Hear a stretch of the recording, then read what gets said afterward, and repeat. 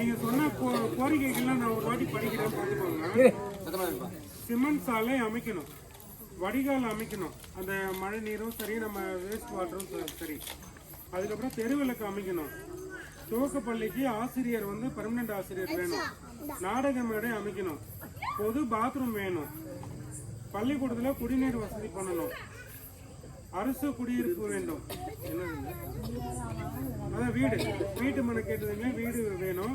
படித்த இளைஞர்களுக்கு வேலை வாய்ப்பு, இளைஞர்கள் இளைஞர்கள் எல்லாருக்கும் சேர்த்து வேலை வாய்ப்பு. இதுதான் உங்க கோரிக்கை. சரிங்க. இப்போ ஒரே ஒரு கேள்வி கேட்குறேன். இப்போ நீங்க கேட்டீங்கல்ல, இதெல்லாமே நம்ம வந்து அத்தியாவசிய தேவையா இல்லை ஆடம்பர வாழ்க்கையா? அத்தியாவசிய தேவை.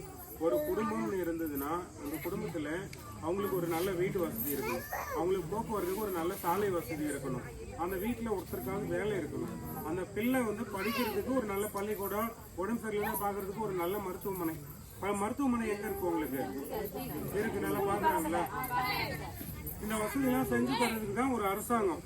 இந்த கோரிக்கைகள்லாம் நம்மளை ஆட்சி செஞ்சாங்கல்ல, அப்பயே செஞ்சிருக்கணும்.